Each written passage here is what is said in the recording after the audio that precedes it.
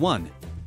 This is the idle time of the 4-year campaign grind, the one period of peace in the apparatus we've constructed around electing presidents, even if this period of peace involves a global crisis with horrible consequences. But, since there are no immediate stakes riding on this, here's a question: how do you know if a candidate is doing well? Right before an election, how do you determine who's winning? 2. I bring this up in the idle period, because it seems like there's a problem along these lines, of knowing who's really contending for elected office. You've probably seen the problems pollsters had in 2020, a 3.3-point error in underestimating Donald Trump's support, an error that got worse in state polls and continued down the ballot. The polling experts who've studied the errors can't quite explain what happened there, though they have rolled out a variety of explanations. One unprovable theory is that a certain kind of Trump voter just doesn't answer the phone or survey. This kind of polling error doesn't mean much for sussing out 60% to 70% viewpoints among the American public, but it does cast some doubt over a tighter proposition or about a larger field of candidates. Is that systemic error a temporary feature of Trump's rise, or something more permanent with the activation of a certain kind of mysterious voter? Nate Silver has argued the 2020 polls were more mediocre than historic disaster. More to the point, and this is either reassuring or confusing in terms of making sense of things overall, he argued that pollsters will adapt and change to try and correct what happened, and that modeling may become more important. So will the forecasters and modelers. 538 will no longer give extra weight to live caller polls, which have been long considered the gold standard approach and treated with deference by the media and people on Twitter, in their model. Still, whether disaster or mediocrity, the point is that things are changing at least a little bit. 3. This maybe doesn't seem like too terrible a problem, or hardly a pressing one, because there is a fair argument that the media obsesses over who's up and down, and the drama within and drags everyone else along with them into this vaguely nihilistic space where the only thing that matters is the theoretical scoreboard. Should the media and public let their wills be guided by the polled opinions of others, anyway? It's certainly true that the media and public have trouble dealing with what polls and especially forecasts really provide, probability, rather than prediction. The nature of campaigns is also nebulous. It's hard to understand exactly why one candidate or issue connects with people and another does not, and then 10 or 30 years later, they do.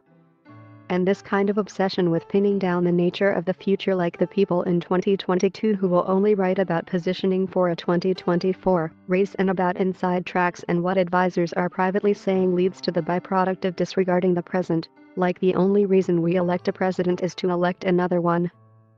4. But take the recent New York mayoral primary.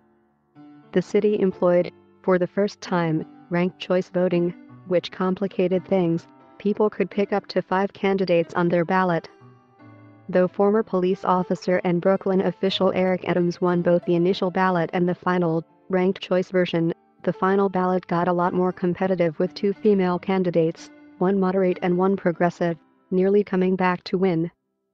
The overall tenor of the little polled race was confusion, and that probably would have been the case even without ranked choice.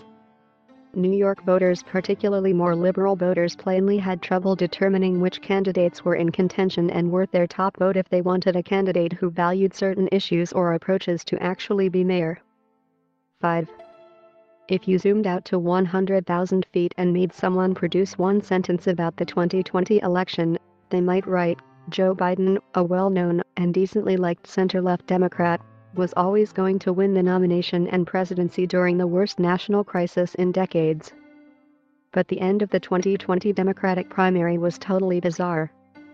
For the first time since 1992, an eventual nominee lost the first 3 nominating contests.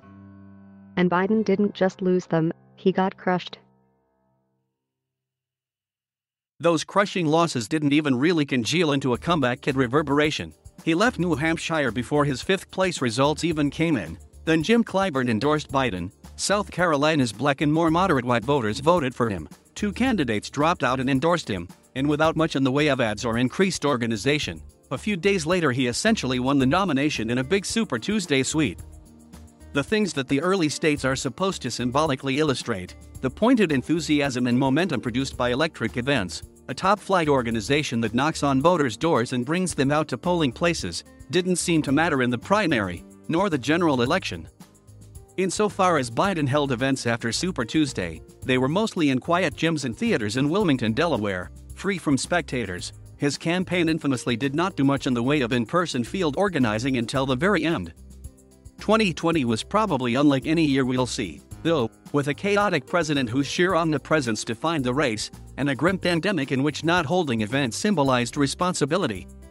Still, most people who saw the Democratic field in person would probably agree that, during the primary, Biden and his early campaign did not match the precision and voter enthusiasm of the three candidates who beat him in Iowa: Pete Buttigieg, Bernie Sanders, and Elizabeth Warren. In South Carolina, Nevada, and particularly New Hampshire and Iowa, if they want to, voters and reporters get a good long look at the candidates in different kinds of settings, especially since Jimmy Carter won the Iowa caucus in 1976. This sort of thing has defined early coverage and set up either the narrative of success or a narrative to be twisted. If you know a lot of reporters, they have different reasons for valuing events. Events are good for understanding what a candidate is like, what they're emphasizing, what the self-selecting attendees connect with, and the kind of people who are turning up at events. Plus, travel is broadly good for meeting and building sources within campaigns. Bernie rallies in 2015 were an early indication that something big, which is still shaping U.S. politics, was happening. And it's obviously not just events that take on this kind of importance in and of themselves. There are all kinds of metrics that the media and public use to deem a candidate contending or coming back or struggling beyond the human basics of whether their campaign is tearing itself apart or running out of money. Reporters and staffers of all different ideologies assign symbolism to different elements in politics. Like, a strong early state operation with a number of volunteers and offices means a candidate has real enthusiasm and discipline. Or small donors, which you can quantify, are better. Even beyond the idea of nixing the smoky back room, the small donor marks a candidate with real grassroots support. Or certain kinds of endorsements and validators that carry more weight. But the picture of Biden in the events wasn't a decisive one in the 2020 primary. Nor was money. Nor was organization. Instead, the idea that Biden without big money, momentum, electric events, grassroots support, or a particularly strong early state record would be a more electable, serious candidate on the ballot against Trump mattered more to voters. That Biden could win. His national polling, and his strength with older black voters and more moderate white voters, mattered. In 2016, Trump's lack of traditional organization didn't stop his attrition attainment of the Republican nomination. And Hillary Clinton's less electric events didn't impede her from ultimately beating Bernie Sanders on the Democratic end, or winning the popular vote against Donald Trump during the general election. So what are we doing spending all this time at events in Iowa and New Hampshire? Do we just have to go somewhere together, candidate, staff, media, and voter, to try and figure out what's happening? 5A. Counter to all of this, maybe if Biden had been sharper as a candidate early on, in debates and at town halls in Des Moines, Iowa, the decisive margin through which he ultimately won the nomination would have been clearer earlier. Maybe if the Biden campaign had gone out and knocked on doors more in the general election, the general election margin would have been bigger in battleground states. A problem with campaigns is you can run them again and tweak the factors. Joe Biden and Donald Trump will only ever run against each other during a coronavirus pandemic that shut down the entire world during the biggest social justice period in our lifetimes once. 6. But other weird stuff happened in 2020 during the Democratic primary, and probably because of the overall weirdness and despair of 2020, we've sort of let that sail by. Consider Mike Bloomberg and Tom Steyer for a second. The line on Bloomberg is that he wasted $1 billion for some delegates from American Samoa and little else. Elizabeth Warren took a chainsaw to him on the debate stage. Steyer spent millions for 61,140 votes in South Carolina and a show where Juvenile performed back that ass up. That's like the punchline. But what if they were near misses, rather than mistaken propositions? Bloomberg threw millions at ads and never participated in any of the normal presidential stuff. If South Carolina hadn't saved Biden, what would have happened on Super Tuesday? Could someone blow through a primary like this with a total money bomb assault? Or maybe that's wrong, and there's always someone willing to part with their money in this way. Consider the more successful politicians on the presidential level of the last 5 years: Trump, Biden, Sanders, Clinton. With the exception of Sanders the first time, they all were extremely well-known qualities going in. Let's also consider Amy Klobuchar.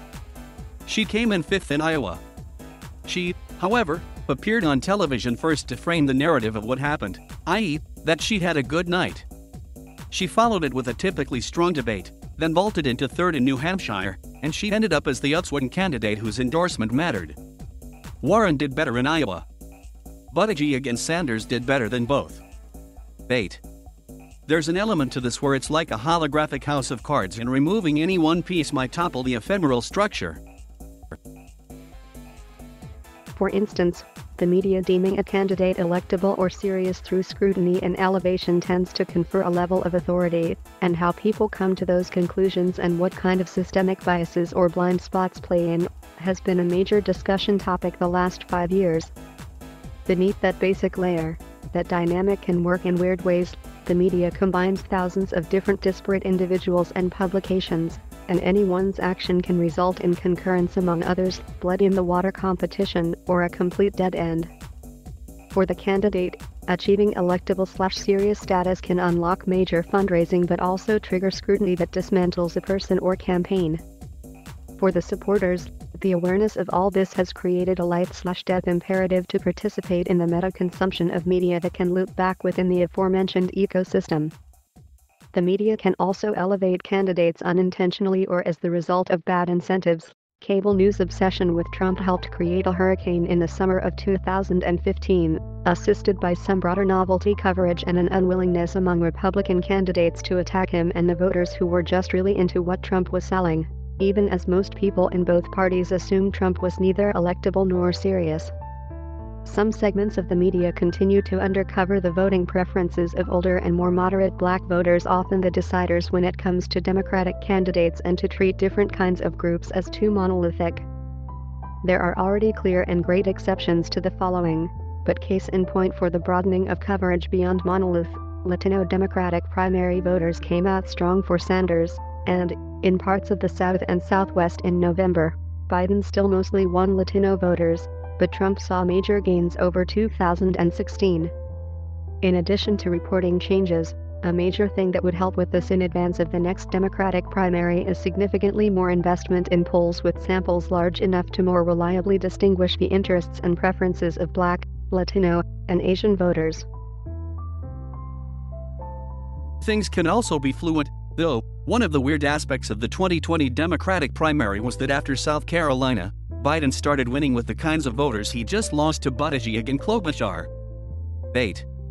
Here are a few things I thought at various points the last 6 years: that Joe Biden would lose Iowa and New Hampshire and then the nomination, and I thought that beginning in summer 2019 until the second part didn't happen, that Beto O'Rourke and Cory Booker had a real shot at the nomination, that the media was underrating Bernie Sanders, who would win Nevada then the entire thing, on the strength of Texas and California, that Donald Trump might fade in the Republican primary, even though I'd seen all the polls in the way that critical stories about Trump had little effect on those polls, until I was standing in a room with some Republican voters in the winter before the 2016 Iowa caucus and there was no consensus at all about who they'd vote for, and then it was like, oh, he's gonna win.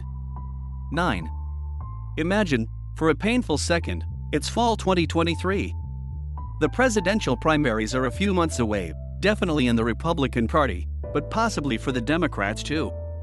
And let's say there are a lot of candidates, like 10 or 12 people on each side, vying for the presidency of our fair, twisted nation. In Phantom 2023, only 3 or 4 candidates have reached double digits in polling of early states. But that polling varies a bit state to state, and a lot of that state polling deviates a bit from the national polls.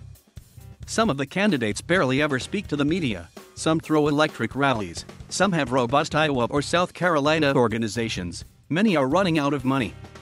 Nobody, in this hypothetical, is a 60% of the vote guaranteed, romance with the nation kind of a candidate. So how, exactly, will we tell who's doing well, and who's serious?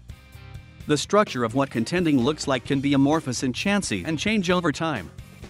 Big donors were a sign of cachet a decade ago, wealth taxes were a third-rail idea. The last few election cycles would indicate that it'd be a smart idea to consider what older black voters or white moderates think on the Democratic end, but what if those groups were perceived to be divided about the candidates?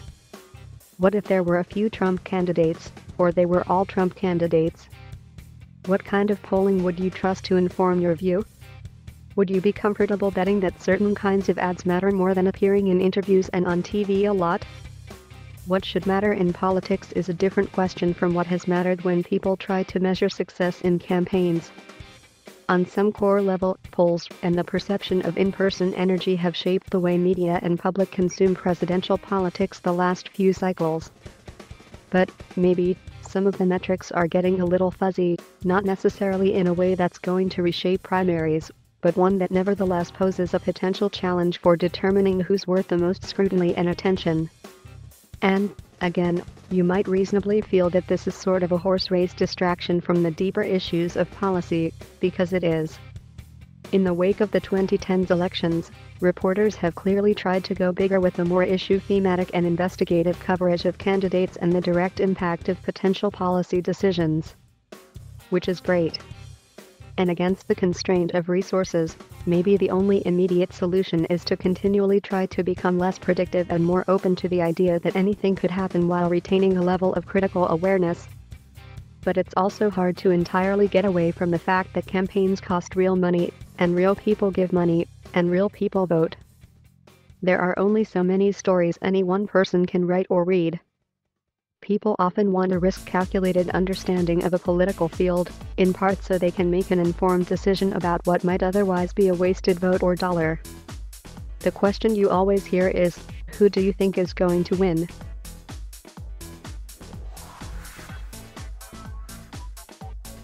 Thank you for watching. Please subscribe.